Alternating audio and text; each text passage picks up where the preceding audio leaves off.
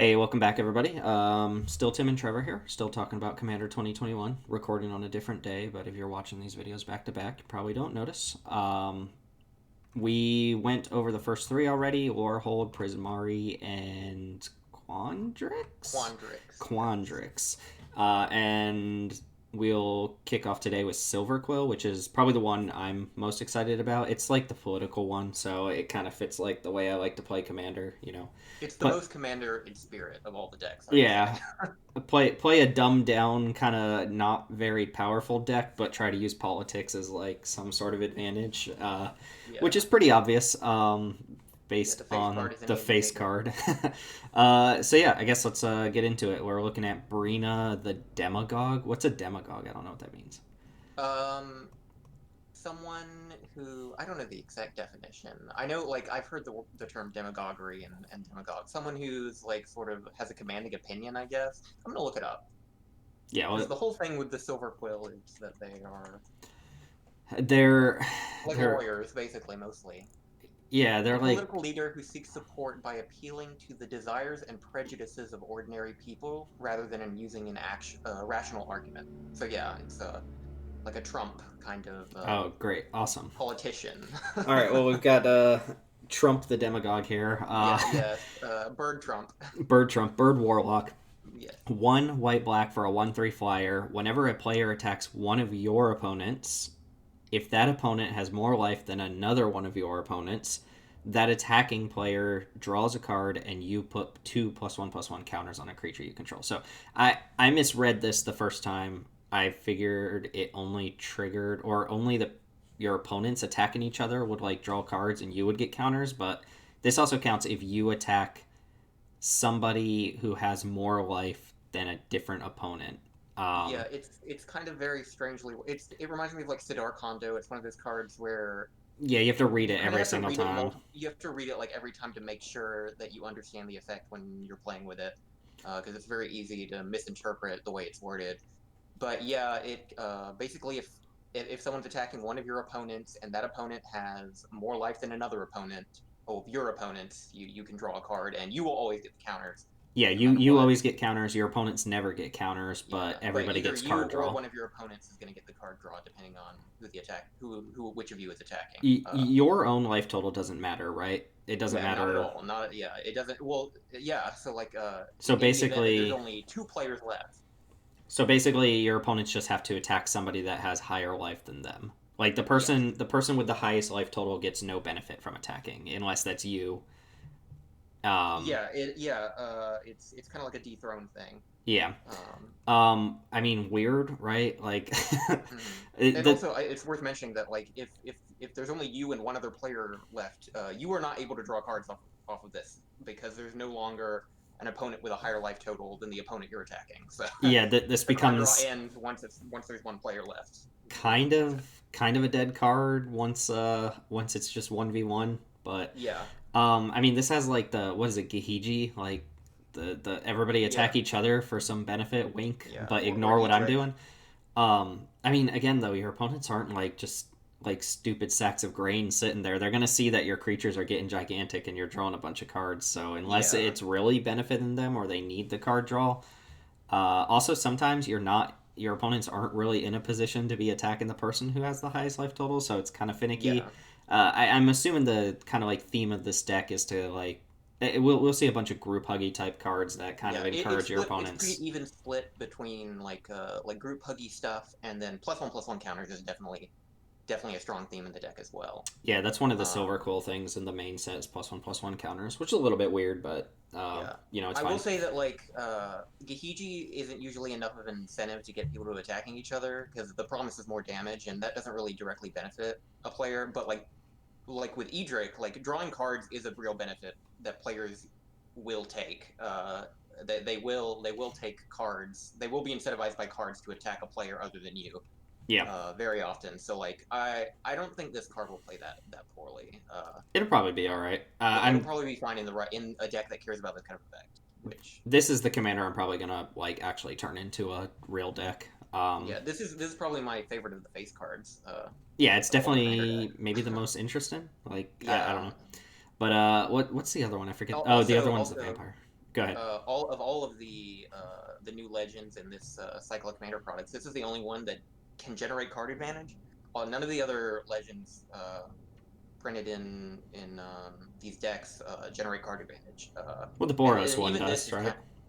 Well, I guess Like, it's kind of maybe virtual card technically. advantage, depending on. It's a very like you could potentially generate card advantage with the Boris one, but the card itself uh doesn't actually generate card advantage without other cards that are generating card advantage, so to speak. And Right. this one is even only maybe generating card advantage because your opponents are drawing cards too. So Mm-hmm. like it's kind of still card parity, which I think they're trying to with I don't know if we mentioned this previously, but with this Cyclo Commander products, I feel like they're trying to like depower some of the cards they're making lately, which isn't necessarily a bad thing, No, but I'm I okay feel with like it. these remind me of designs we would see several years ago, as opposed to I don't know, we had kind of I feel like we had kind of a tipping point like with in like 2019 with the brawl decks in particular, like Corvold Oh and yeah. Tulane, and we've seen a lot of There was a lot of of egregious design. there was a lot of do a simple thing, draw a card, Yeah, do a and simple thing, get rewarded heavily for it. yeah. Also, like your commander now deals 20 damage. Like they just asked you to do kind of like not really put in any work and then just Yeah, like get a ton of card advantage. So I like scaling back the power. The problem, of course, yeah, I is think that so too. like these cards don't compete as well with stuff that's already out there, but in its own like self-contained world, I'm kind of I'm Yeah, okay with I'm it. into it. I'm into it. I like lower power stuff. I think it makes things a little more interesting, a little more fun. But Yeah, I like having to try a little harder to the get the advantage. other alternative commander is also not very good, like in terms of what already exists, but Yeah, it's fine. Felisa, Fang of Cinderquill, Silver Quill. Did I say Cinderquill? Um, Cyndaquil. I read the little blurb. Apparently, Felisa's like the prom queen. Everybody's like, "Ooh, it's Felisa!" Like that was her I whole mean, personality. the art is she's kind of giving a like a bad bitch vibe. Yeah, The art, kind of a girl boss. So I can believe that. I can believe that she seems a little stuck up. yeah. But I mean, the Silverquill seems like the Slytherin Oh, of the they're schools. no relation at all. No Yeah, oh, relation. yeah, I'm sorry. It's the it's the I'm the seeing trope things of here. wizard in school. It has nothing to do Yeah, with Harry Potter. nothing to do with it. Felisa, Fang of Cinderquill, Jesus, Silverquill. I'm gonna probably say that 1,000 times. Two white black for a 3/2 flyer. It's a vampire wizard apparently. It has mentor, I guess, and it says whenever a non-token creature you control dies, if it had counters on it, create X tapped to one Inkling creature tokens with flying, where X is the number of counters it had on it. And notably, that's just counters, not plus one counters. So I guess this kind of plays with the Ikoria stuff. Like, what's the bug? The bug that cares Uh, about putting counters on things? K-Thrill, Cathril. Yeah, Cathril, the Yeah, Abzan thing from yeah, last but like year. any kind of counters, bounty counters, charge counters. Yeah, So this does not yeah, also like go infinite because it only triggers off non-token creatures dying. It's a little weird. Obviously, the joke is that this card like pumps a creature with a mentor, and then when that creature dies, it turns into an Inkling. But that's not really like a self-contained thing because it's not like when that Inkling dies with a counter on it, it now gets bigger or turns into another Inkling. yes, you have to have your own non-token creature kind of suite of cards going on. Yeah, this feels like it slots into decks where the commander really cares about Yeah, plus one well, I mean, counters. like a Lend of the Dust Bros comes to Yeah, mind immediately Alenda's because right down here in the it's very thesaurus. similar card. It's a very similar card to Alenda when I first read it. I was like, that's I mean, seems like it works with Alenda, but significantly worse though, right? Like, yeah, well, because Alenda gets counters very easily. yeah, Alenda just sits there, never has to engage in combat, Yeah, and this just card goes off. like you want to be producing counters in other ways on your creatures. Like as this I mean this is probably a stronger one of the strong. I would say this is probably one of the stronger commanders to build around because if you build your deck correctly, then and are producing a bunch of counters on non-token creatures, like these Inkling tokens seem pretty good. Like 2/1 flyers are definitely better than 1/1 flyer spirits. It's double the power, Yep. and they can. I feel like they could really add up and be very threatening as far as I feel like the Inklings are much more threatening than let's say the Fractals we were talking about. Mm-hmm. And the cards that make Inklings tend to produce them in a quantity. So I don't know. I think this card could like I think this is a good card to build around.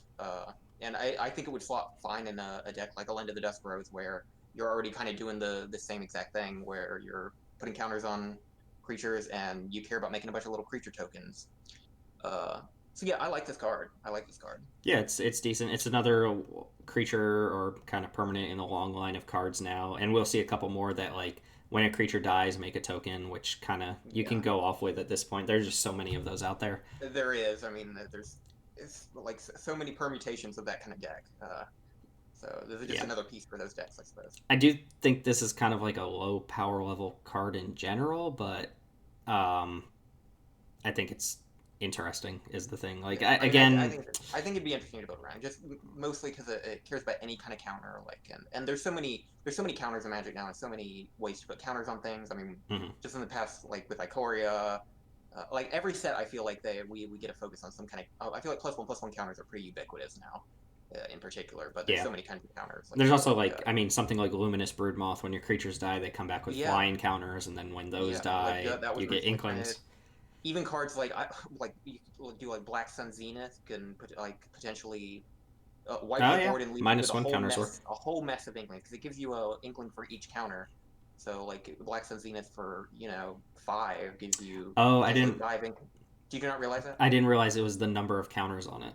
That's actually Oh, way, way, way, I see way why you were better. less. I see why that you were less impressed with I this mean, card I than know me. I read it out loud, but I read this as like when a creature dies, make an Inkling, and it's actually significantly better than that. No, no, no, Like no. when It's Elenda dies, you make like 20 Yeah, well, Inklings. that's what I was saying. It's like Alinda. It's like when Alinda dies, it's like one of those wolf spiders that carry the babies all on their backs, and it Yeah. just explodes into like a whole brood of tokens.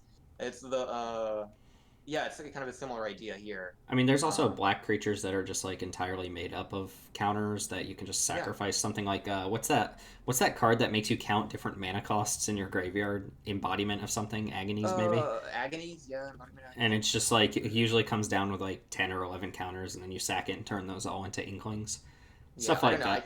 I think yeah, because like the fact that you get I would agree with you. If it was just one Inkling per death, then yeah, it's very forgettable. It's yeah, like any number of cards you were saying, like Pawn of Ulamog's, where you get like a single token for Yeah, a single death. But yeah, this has the potential to give you swarms of Inklings, which again, two uh, one flyers is it's definitely a lot better than initial read. Then, yeah, yeah. so let me scroll up to Silverquill and see what we've got for alternative commanders. I guess I'll start with Nils. Um, Yeah. Nils Discipline Enforcer. Sure. 2 and a white for a 2/2 human cleric. It says at the beginning of your end step, for each player, put a +1/+1 counter on up to one target creature that player controls. And then each creature with one or more counters on it can't attack you or a planeswalker you control unless its controller pays X, where X is the number of counters on that creature. I actually really like this design. I'm in the habit now of not really playing cards like Ghostly Prison in my decks, Hmm. because the way it does stop people from attacking you in the early games. But what I found with cards like that is that people will just amass their board and then kill your Ghostly Prison and attack you anyway if that's what they really Yeah. want to be Whenever they're doing. ready to do that, they can just yeah get rid of it. Yeah. I also like when you have control over group hug elements like this first part, where Yeah. obviously you can use this to just kind of stop creatures from attacking you, but you can also use it politically, and you're not Yeah, it's like, hey, forced. I'll give you counters. You're not forced to give counters Yeah. out. Yeah. You're not forced to give counters equally. You get to pick and choose where you put them, so you can use this as like a political tool on top of like a kind of pillow fort type tool. It's fragile, right? I mean, this is a 3 mana 2/2, so Yeah, again, I wouldn't say that this is better than, let's say, Windborn Muse. right. Uh, just because, like, I mean, this is kind of a lot of words to basically say Windborn Muse's effect, and it's kind of worse in the sense that, like, you have to put the counters on individual creatures. Windborn Muse says, like, if they got a swarm of creatures, they have to pay 2 for each of those creatures. Full stop. Hmm. This, you have to do the work of putting individual counters on any of the creatures that, in order to prevent them from attacking you. If that's what you're trying to do, is really lean into disincentivizing them to attack you. With this, though, I guess if there is only one creature that, in particular, that an opponent has that you are trying to keep from attacking you, like if they're doing a Voltron thing or something, like you could just dump a whole bunch of counters on that creature, and they have to pay an egregious amount to Yeah. get through to you. Also, though, if you're handing out all these 1/1 counters, and like you said, if they want to attack you, they could just kill this, and then they get to keep all the counters you gave. That's true. Uh, Yeah, that's kind of the quote unquote problem I see with this card is that you can, prevent people from attacking you, but when their Yeah. creatures are huge and they want to actually start attacking you, they can just kill your 2/2. Like, Yeah, I'm sure they'll find a way to do that. can you imagine being the person, like, if you're playing out of the box, you pick the Quandrix deck and you have a bunch of these giant fractals made up of counters, and then someone yeah, in the someone plays vacuum, this and it's like, oh, I in the can't. vacuum of playing these decks out of the box against each other, that is a very funny thing that could happen with this card in particular. Outside of that, though, like I think it is, I agree with you. It's a really interesting design. I think it's a fun group hug card, but I wouldn't necessarily say it's very good. Yeah, uh, it's probably worse than like a ghostly prison would be yeah, my yeah. assumption. Just because you have to put in extra work and Yeah, it's more narrow. but political stuff, as much as some people don't like it, that does you can use political stuff to your Yeah, advantage for sure. that's definitely the draw of playing this card. I would say that's the And only draw there. what's the other one? The other one is the Shadow Oh, Broker or whatever. Fane, Train the Broker. not to be Yes. confused with Maverin Fane. Yeah. He's got a little Inkling on his shoulder. Look at him. Yeah. It's All right, kind of like a so Volkov roll thing. Fane the Shadow Broker. Broker, 2 and a black for a 3/3. So 3 mana 3/3 doesn't really matter.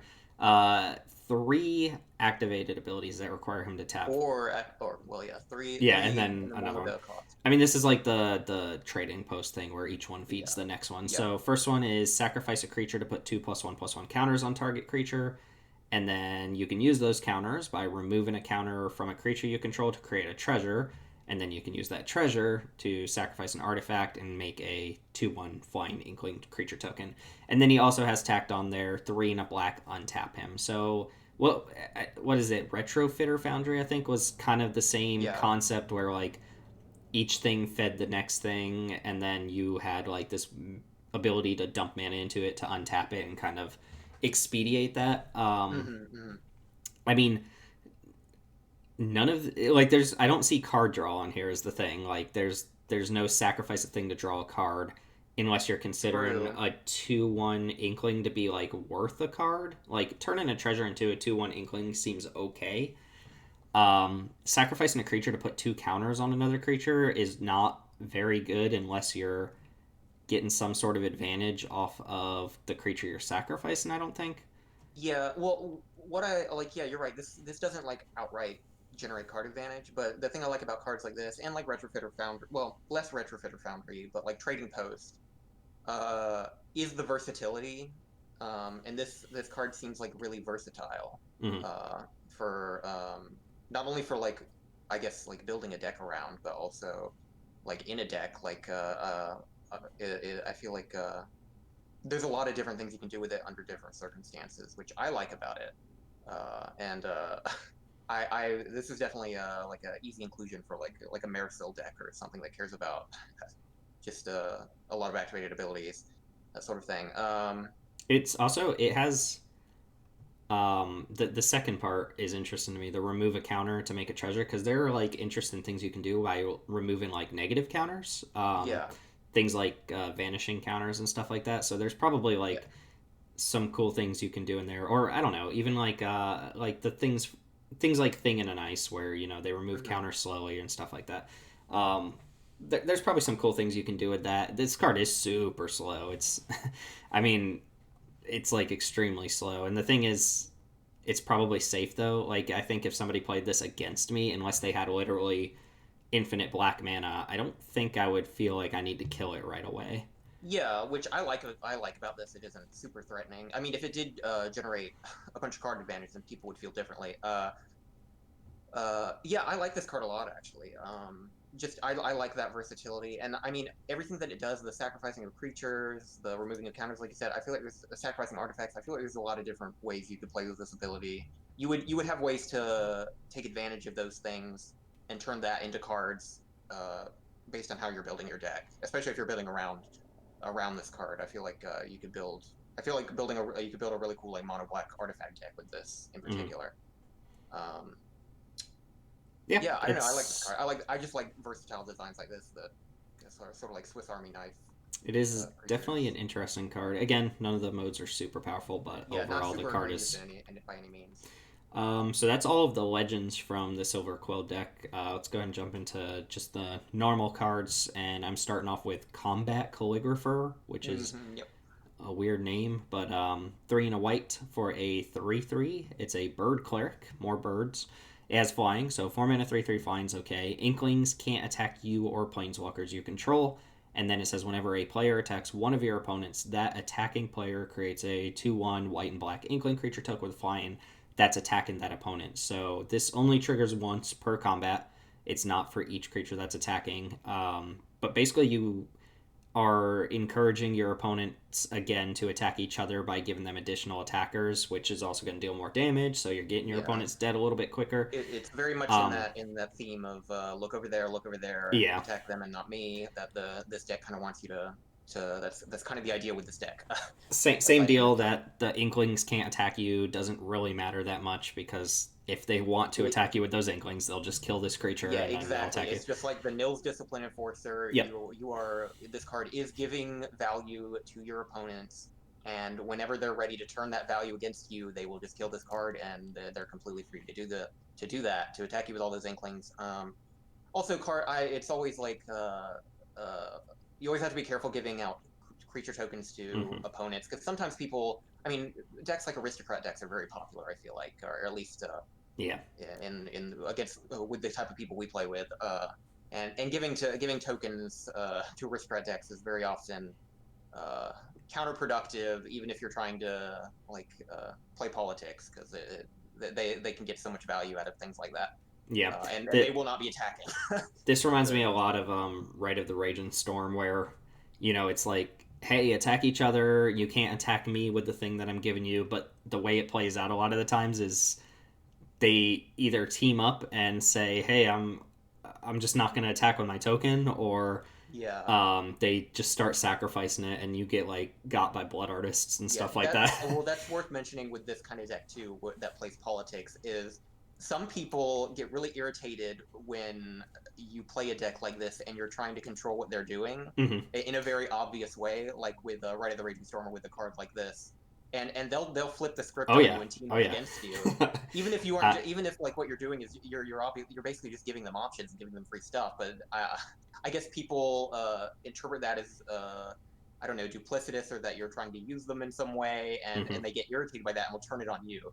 Yeah, I've had Turn it that on you for happen that. a lot. I've tried to build these sorts of decks where it's like I'm gonna sit back and make each other attack or make other people attack each other, and a lot of people, even in situations where they would be attacking regardless, they get upset because you're making Because them you're attack. forcing them to attack. Yeah, even if literally changed nothing about how they are playing the game, Hmm. the fact that you're telling them they have to do a certain thing Now this card doesn't will get actually them against you. force. This card in particular doesn't force anybody to do that. You True. don't have control like Nils over who's getting the benefit though. So you do have to watch out the type of decks you play this in. But this card Yeah, seems okay. Like I don't imagine we're going to be seeing this in typical commander decks just because I think people are savvy to the fact that there's so many ways to use a creature on board for benefit that yeah. you don't really want to be giving people extra tokens just to Also, deal I like know 2 extra damage.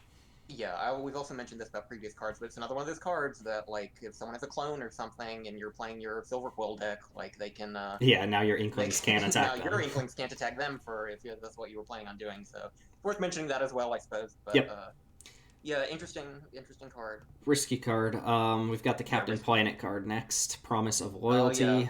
Loyalty. 4 and a white for a sorcery. Each player puts a vow counter on a creature they control and sacrifice the rest.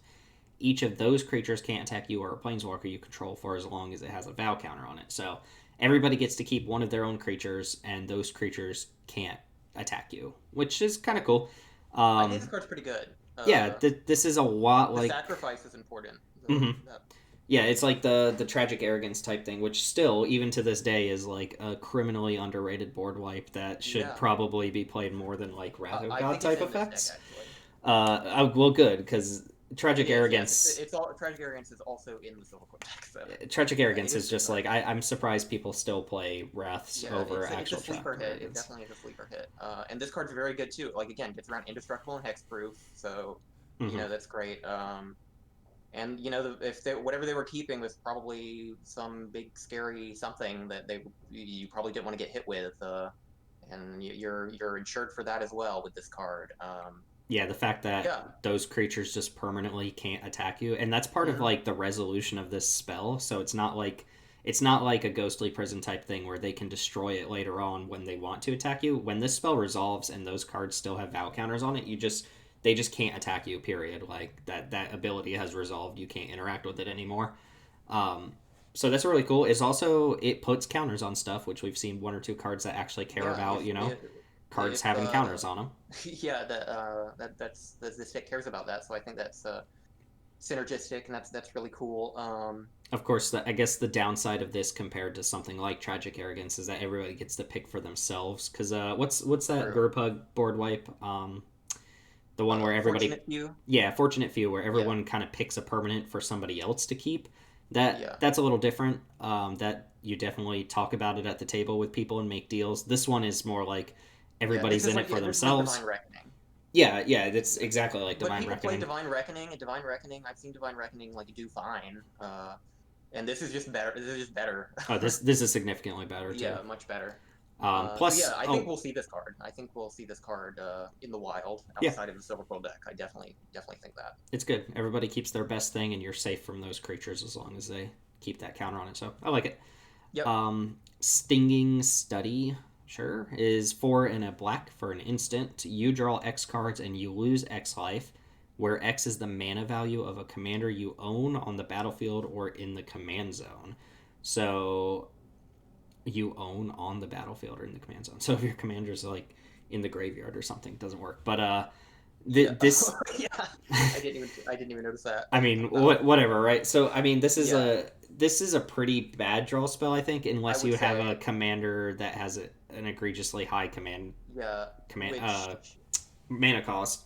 yeah, there's a threshold you need to meet for the mana cost of your commander to make this better than, let's say, uh, uh, uh, Ancient Craving Yeah, or a Wretched Confluence is an instant as well. There's so many iterations of this draw X lose X in hmm, black that you really have to compare it to every one of those effects. So yeah, you need kind of an egregiously costly commander to get. I feel like your value's worth out of this. yeah. Like if I played this in my Armix and Kesket deck, the mana value um the amount of The card draw value's I gonna be get is going to three. be fixed, right? It's going to be fixed every time I cast this. It's going to be Yeah, 3. it's always gonna be three, lose three for 5 mana. Not a good rate. Yeah, and this does not work if you like take control of an opponent's commander or something like that because Hmm. it only counts things you own. So yeah, this varies wildly from deck to deck, but when it's in your deck, you know exactly what it's going to do. And the more card draw you get off this, the more dangerous it becomes because you're actually losing a True. bunch of life. Again, it is a fixed value. You don't really have much control over it. So even if you are getting a lot of value off of it, like if you're playing some 8 mana commander or something, like Yeah, this is gonna hit you for 8 no matter what, yeah. If and you played this in you're not gonna want your Villas deck, for instance, that. Yeah. which is a place I could see you playing it. Yeah, that's one of the only places I could think You that know, where this makes you sense. are going to lose 8 life when you cast it, but you are going to draw 8 cards. So I think what's the threshold? The threshold is probably like your commander needs to cost 5 or more I to would say make five. it. Like Promise of Power, like is five, draw five, lose five. Yeah, And this is an instance, so it is a little better than some of those effects in that regard, I guess. So I would say five, CMC five. 5 or greater, and you need to be in a deck that's not super scared to lose a large amount of life for its card Yeah, draw, which yeah. I is don't know. a small subset of decks. I think when you compare this to all the other cards that do this, I don't think this is very good. I don't think we're going to see this very often. No, Uh, very specific decks like Villas comes to mind, like super expensive black commanders that yeah, also can recuperate their life or use life loss to an yeah. But as advantage. someone who plays Duelist, I could say I probably wouldn't play this card because Duelist already doesn't struggle in the card draw department. I'll say that. True. Uh, like yeah, it's very specific decks might be interested in this card, but there's just so many other effects that I think are better or more versatile that yeah, I don't know. People are I probably gonna look elsewhere. agreed. Next up, scholarship sponsor. These names kill me. Yeah, it's very on the nose. 3 and a white for a 3/3 human advisor. When scholarship sponsor enters the battlefield, Each player who controls fewer lands than the player who controls the most lands searches their library for a number of basic lands. Less than or equal to the difference puts those onto the battlefield tapped and shuffles. So everybody kind of gets to rampant growth until they're tied with the person who has the most number of lands on the battlefield. Um, I typically don't like cards like this that just accelerate everybody into a ton of mana at once, but the good thing about it is it doesn't give an advantage to the person who's already presumably ahead. You know, Yeah. if you consider in most games the person who's ahead is usually the person who has the most mana, which is very simplifying that equation, but you know there's some logic to it. Like if somebody ramps up to like 5 or 6 lands on turn 3, and you play this, and everybody suddenly has 5 or 6 lands, you know you've kind of skipped a couple turns, and now people are just gonna get to the later stages of the game. Also, Yeah. this potentially, like, if you somehow are the person who has the least lands, you don't even want to play this card, or the most lands. Oh, true. Well, but in a like this is only going to find a home in a deck in like a group hub kind of deck or a politics kind of deck where you are trying to you are there's circumstances in the game where you're trying to help certain players out. Yeah. You're giving players things. It's not like this is, I guess, another one of those white catch up cards technically, um but yeah, you are very often going to be giving your opponents things, and you want to be in a you want to you're going to play this in a type of deck that is interested and invested in doing that, Yeah. Or, like a KNT or yeah, exactly. I could also see it Raptor. in a deck that has ways to lock your opponent out of searching libraries and stuff like that. You know, I don't want to mention opposition agent specifically, Yeah, but I mean it's in color. Get your opposition agent. Put your opposition agent in your Silverquill deck. Yeah, yeah, like I'm sure that would be Leonin, great. even Mind Sensor, like just Yeah, pairs well with this. Leonin, what's the Leonin that makes everybody pay 2? Leonin Arbiter. Or, Yeah, Arbiter. Although I guess that affects you too, but I don't know. I doubt we'll see this card around very often, except in very specific decks that just want everybody to have a ton of mana, and that's a very small subset of decks. yeah, I would agree. Yeah, I mean, yeah, that's basically it. It's Yeah. kind of a huggy card. Next up, Guardian Archon, 4 white for a 5/5 flying Archon. As it enters the battlefield, secretly choose an opponent, and then you may reveal the chosen player once, and you and target permanent you control each gain protection from the chosen player until end of turn. So they've been steadily releasing one of these per year, I think, these like secretly choose an opponent cards. It's a little disappointing that this one's a white one because we already I, had a white I one. agree. I was expecting that they would introduce a new color because we have a white one already, and then they did a red one, and then I think they skipped last year. Um, and then I Yeah, was expecting you're maybe a right. black one this year, and it could have been in this deck as well. It could have been one of the black cards in the Silverquill deck. So yeah, it would have been nice if they branched out and do another color again. Yeah, Um, I mean, this is a pretty. It's a kind of messy mechanic, like physically, when you're playing a game because yeah, there's like this literally every time. awkwardness. Yeah, we played with these cards. I played with these cards, and literally every time I have to pull out my phone and type a name in my phone. Yeah, Uh, so yeah, kind of requires a pen and paper or some outside thing for you to write on or type in. I mean, the effect But is I like the decent. cards. Yeah, I mean, what it can fog like that. That's kind of the least it can do. It can protect a permanent from a removal spell. Like, I think it's fine. I Yeah, don't know if I'd say it's good. It's another like it's a fun gimmicky mechanic, like the other ones too. I mean, I Uh, think there's going to be a play pattern with this one specifically where if you're the person who's kind of scared that they might have named you, you can test the water by like using a single target removal spell on this, and then they kind of have to act, either lose this and no longer have access to the ability, or you know, if it just dies at that point, then it's pretty obvious you yeah, weren't the that is named person. I, I've definitely been in circumstances where I've named a player who, at the time of playing the card, was the correct player to name. But then, as the game progresses, like sometimes priorities change, and Mhm. you'll regret who you named later on. The fact that you have to choose a single opponent is it is a detriment to how I would say good this card really is because it's not an unconditional like gift protection or Yeah, you can whatever you. you can blink this card to like reset it and reanimate it and stuff like that. Yeah, But you could do that too. I've never done something like that, but this card you have to do that. is pretty expensive compared to the Stalk and Leonin, which I think is in the deck, the one that exiles an attacking creature if they're attacking you and they were the named person. Yeah, it is. Um, this one's a lot clunkier as Yeah, like it's more a mana. 6 mana 5/5, but it will protect itself a lot of the times if they have to blow a single target removal spell and you name them. Yeah. I mean, Um, you have to be savvy to Commander to, I mean, get the most use out of this card. You have to know when to play it and who to choose. right. Uh, but I think this effect is fun, even though it is like logistically you have to like write down a name or whatever. But I like these effects. I think stuff like this is fun in Commander. Yeah, it's okay. It's interesting. Moving right along, we have Keen Duelist. This card actually seems bad to me, but um, Keen Duelist is 1 and a black for a human wizard. It's a 2/2, so just a bear. It says at the beginning of your upkeep, you and target opponent each reveal the top card of your library. Hold on a second. Maybe I misread this. You each You lose have been life. missing card.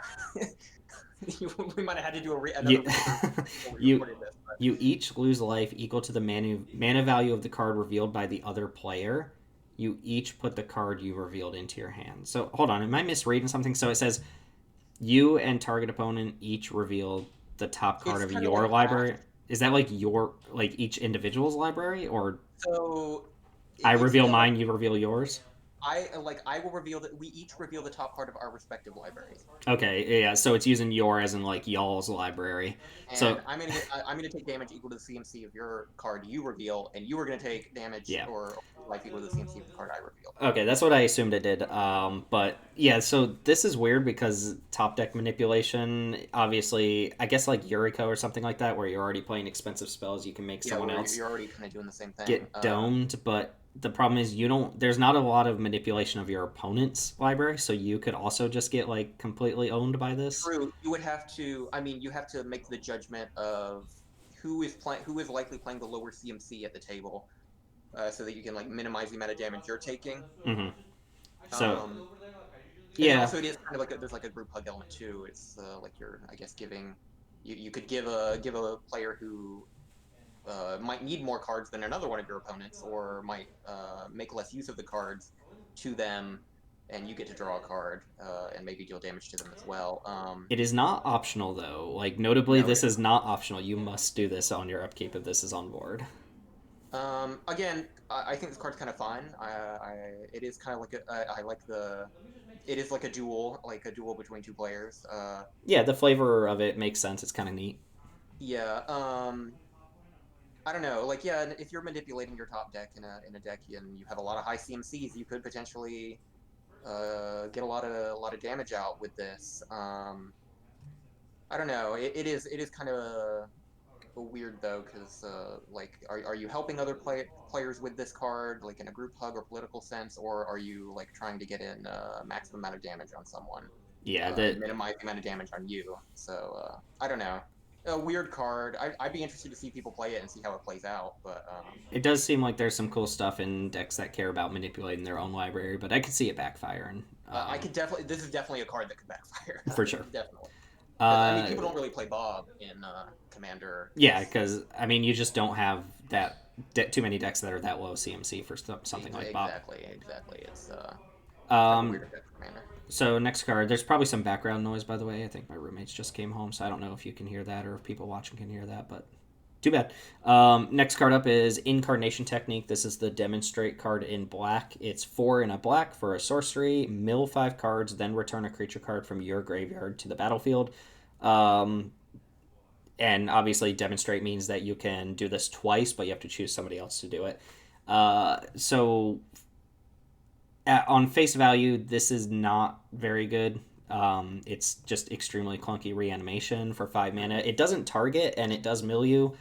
Yeah, so So you're likely to get at least something. But also, if you demonstrate, even if you pick, let's say, someone with no graveyard or no creatures in their graveyard, they could very well mill into a creature. yeah, they could hit something off those top Yeah, 5, but obviously, like you can pick and choose your battles here. You're not gonna choose the green deck with all the big fatties to copy yeah, this. You're gonna choose the yeah. person who's playing like Elf Ball or White Weenie or something like that. Yeah, something Black not red white creature night heavy, decks if or the people are out there Prismari playing that. performance deck or something. I don't know. Hmm. Um, And you're gonna get 2 creatures for your 10 for your 5 mana presumably. yeah. So I mean that's not bad. I personally would rather play something like uh,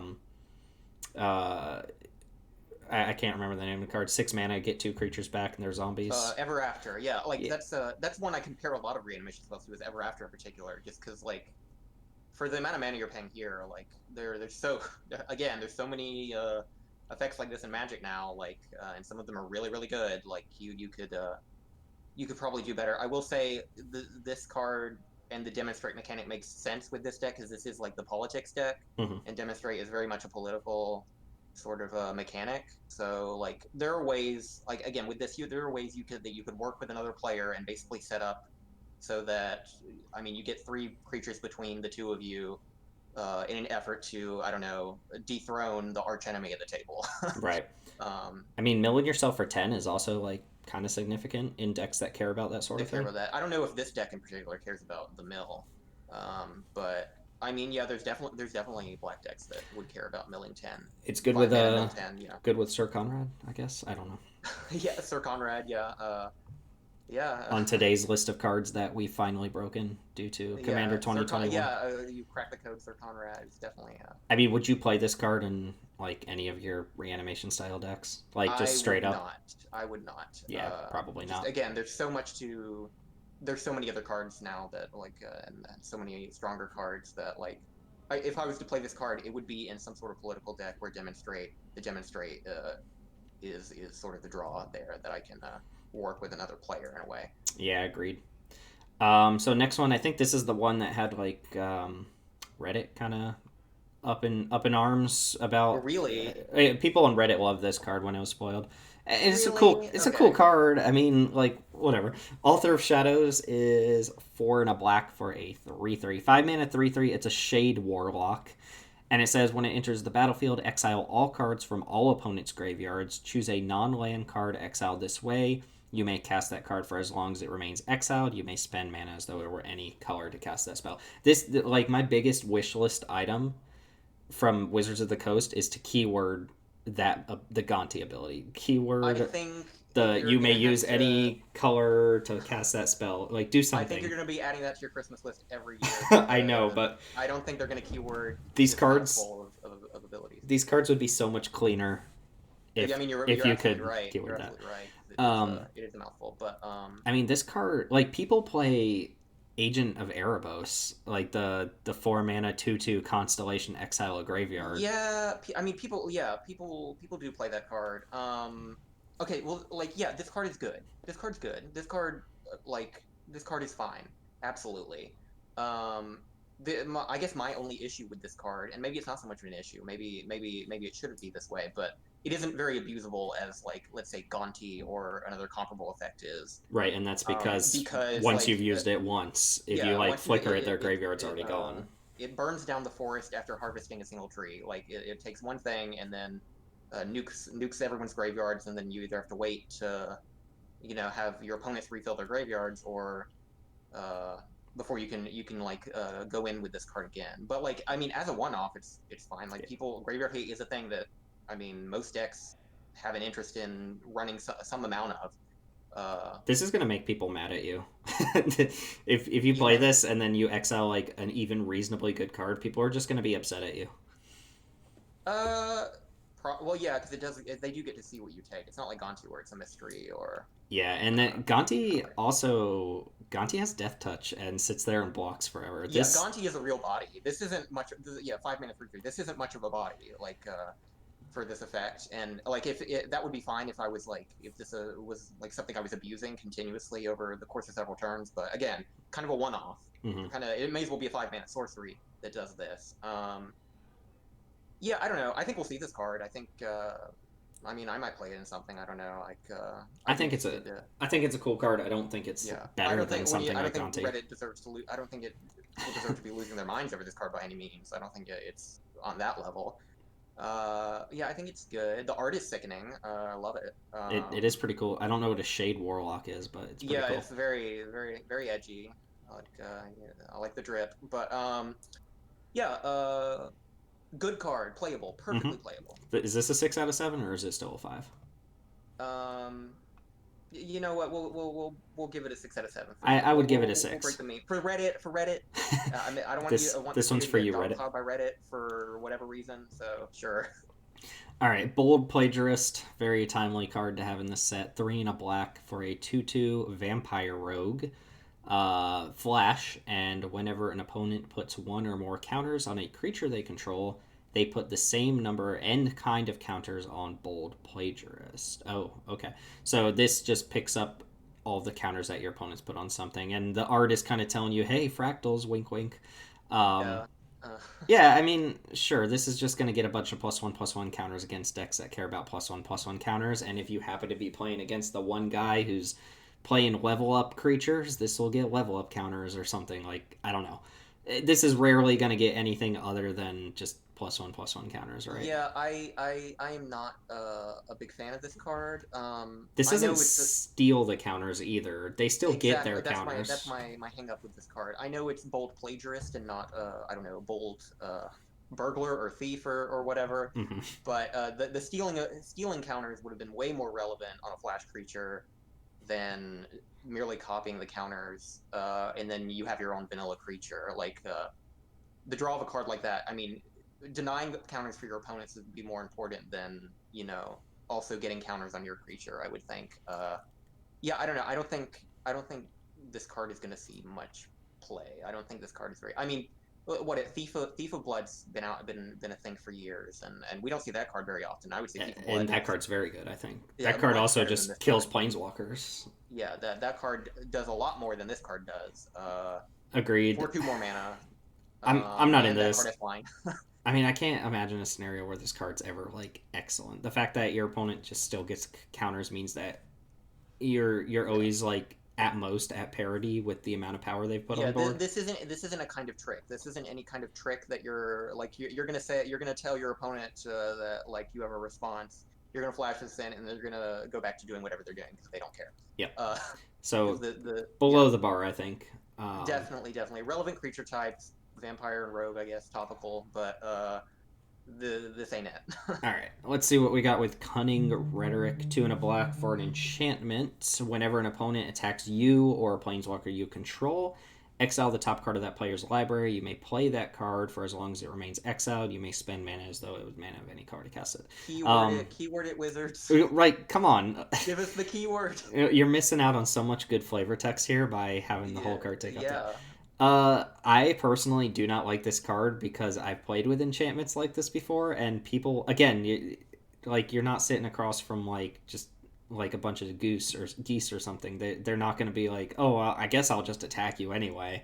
Like they just won't attack you, and maybe there's value in the fact that they won't attack you if you have something like this, but they'll just kill it when it's time for them to yeah. actually I need to attack you. Also, this was kind of the issue I was talking about with the monologue tax card, where it only it doesn't trigger past the first creature attacking you. So in some ways, there's other cards like this I've seen printed. In some ways, it can actually incentivize your opponents to attack you with more creatures, Hmm. which I don't think is the intent of these cards, because they're going to be like, okay, well, if I attack you with just one creature, you're going to be getting value. So I may as well take this opportunity to attack you with as many creatures as you can, since I'm already paying the cost of entry. Right. So like if your opponent was otherwise just going to send one or two creatures at you, they might swing the whole board at you because they don't want to have to keep paying this cost. Yeah. So there is that element with cards like this. This this has a lot of fancy text on it. It's more of a deterrent than it is something that is actually going Yeah, to do what it says on the card. Like, yeah. You shouldn't look at this card as a way to get card advantage, but as a deterrent, which I don't know how strong it is at doing that even. I would like it if it was just said for each creature that attacks you or a planeswalker you control. mhm. That would be a real deterrent, I think. I think people would be way less likely to swing because again, like if someone's gonna, you're only getting one card off of them. They're gonna send multiple creatures at you. Like I don't think it's enough of a deterrent. Um, like even as much as like Ghostly Prison or something is. Yeah, I'm off of this one. Granted, a lot of the effects that I tend to have played in the past that are similar to this are like the ones where it's like whenever a creature attacks you, drain a life or something like that, and that's not really enough of a disincentive. or a deterrent to stop someone from attacking you if their attack means something. This kind of is like you just get free cards off of this if people do attack you. But like you said, if they want to attack you, they're gonna Yeah, make the I don't calculated like decision to do I so. don't like these pillow fort cards that aren't going to protect against the go wide token strategies because, like I Hmm. said, I mean, it's one card. They're gonna bite the bullet if they're gonna swing out with their tokens, their fractal tokens or whatever at you. Like, I don't know. Yeah, it's just not impactful enough. I don't think. All right, moving on to probably best card in the deck, or at least Probably. best new card in the deck. Ink Shield, 3 white black for an instant. Prevent all combat damage that would be dealt to you this turn. For each 1 damage prevented this way, create a 2/1 white and black Inkling creature token with flying. So our new fog that then kills the opponent the turn after you cast it. Yeah, this will very often, very easily. I don't know how often it will, but this will absolutely win games or and kill players because it guarantees double the crackback from Hmm. whatever you're getting swung at whenever someone swings out at you. Like Yeah, it's very good. if Again, they these attack inklings you are good. if they attack you for 10 damage, you fog it all, you make 10/2/1s, and you attack them back for 20 in the air. So, and presumably they're tapped out from attacking you and stuff like that. Yeah, So, I mean, I mean, this is the type of thing too. Once someone's seen it at your table, like they might be a little more cautious. But the first time you get somebody with this, they're probably just gonna die. Like probably they're yeah. you're gonna stop them from killing you, and you're just gonna attack them back, and they're gonna die. But even the potential threat of you having this card in your hand if you have 5 untapped mana, like that's an actual deterrent because I've been got by things like Comeuppance. Settle the Wreckage is one in particular Yeah, where I settle know gets people. I have been got good by cards like that, and I will very often think twice about attacking a player who I know has that card in their deck somewhere. So, and Yep. this is better than that. This is very much This is a lot uh like Selfless Squire, right? It fogs yeah. an attack, it fogs an entire combat step, and then you get like a bunch of power to potentially swing back that Oh yeah, way. and people play Selfless. I see Selfless Squire a lot. Selfless Squire is very playable. People play that card a lot. It's a very good card, and this is better than Selfless Squire. Yeah, it is a So little more restrictive in the decks you can play it in, and I'm not sure like this isn't just like stable black white card, but no, um, I mean it's very reactive. yeah. Uh, Again, though, but it, these gold cards from this set are like the best of the cards for sure. yeah, well, I think they were deliberate in that. I think these gold cards were meant to be the most powerful Yeah. cards in these decks. It seems good to me. Yeah, It leaves us with one more. This card, this card is upsetting, and I wish I could pull it up right now, but I'm not on my laptop. So anyway, Tempting Contract is 4 mana for an artifact. It says at the beginning of your upkeep, each opponent may create a treasure token. For each opponent who does, you create a treasure token. So I just want to go on the record for saying Wizards of the Coast should hire me because I made this card on MTG Goldsmith like a couple months ago, and I made a version that actually works. And this card doesn't do yeah. any. This card is a 4 mana artifact that doesn't do anything from the way I'm reading it. Uh, You're right. Again, you're not on the farm playing Magic the Gathering with yeah, geese. explain So explain to the people why this card is awful, and you probably shouldn't put it in your deck. well, because if you're playing with savvy opponents, they're never going to take the treasure, and you will never get a treasure. So you've essentially wasted a card slot and 4 mana to have an artifact that does nothing. Yeah, this does Uh, not front you a treasure every turn. Your opponents no. have to take treasure in order for you to get anything from this card, and we played with the tempting offer cycle a long time ago. Like people have caught on to that. What's the Yeah, template discovery? yeah, tempt with discovery. People will very often people get got by it once, Yeah, or you'll be playing with someone new who doesn't know the ins and outs of cards like that. But if you play with a usual play group or something, people will catch on to how good the cards like this is for you when they take the offers. hmm Um, this is a kind of card again like in the kind of group hug politic deck. Like yeah, maybe you can get people to go in on it with you. Um, I don't know. That's just a big if though. You have to be playing a type of deck or with the type of people where they just aren't threatened by you particularly at the table, which I don't know if is a good position for you to be in. Uh, or a good kind of deck for you to build if at no point in the game your opponents are feeling threatened, or if you're not able to close out a game on your own. Right. It Uh, also seems like the type of decks that would want this are the type of decks that don't have access to good mana ramp already. So we're yeah, it's talking an about artifact. probably a white reddish deck, white or red. Um, But the and thing is, then this could have very easily just been a white enchantment. This could yeah, have been this could have been a this white could have been card the for sure. monologue text. Like this. This could have been a Uh, white card, and it could have sucked in white. Or I think this could have been a white card that could have been pushed to have the actual tempting offer thing, or yeah. front you a treasure every turn. Yeah, we should say that. What would have fixed this card is if at the bare minimum it gave you a treasure and then the additional treasures for your Right. opponents taking the treasure. Like this card should give you a treasure no matter what. It Be- should give you something for the effort of playing the card. or like when it Uh, enters the battlefield, make two treasure and then have this effect or something like even that. that would be. I mean that would be even fine. If it gave you something, if you had a guarantee of something from this card, it would be playable. But as it is, I just don't see Yeah. this being playable. When your opponents actually take the treasure off this card, either they are like so far behind that they need it, or they're going to use that treasure probably better than you're going to use your treasure. Yeah, they aren't concerned with you having anything again because they feel like they have such control over the game at that point. Yeah, I would Again, avoid like this period like yeah, I ever. feel you better options for making treasure Yeah. if you're into it. Not into it. So let me pull up Silverquill and just kind of do a quick glance through like the whole deck as a This whole. is the third year, the third Oh, coming. this is the He has one. risen. This is the one. Zetalpa, the Primal Dawn, has made its third appearance. 6 more weeks of Commander. The white Uh, finisher of choice for yeah, Commander Precons, we the can. I'm Talpa. sure we can expect it every year. Zetalpa, the Primal Dawn, is going to make an appearance. It kills me that Zatalpa was in the flashback deck, the Jeskai flashback deck. It I was think that just was the first. That was the first time they printed Zatalpa, and I mean Zatalpa made sense last year in the Keywords Matter deck, but in that deck it was just they were really like, how does this deck win? I don't know. Just throw Zatalpa in there. That's a win con, right?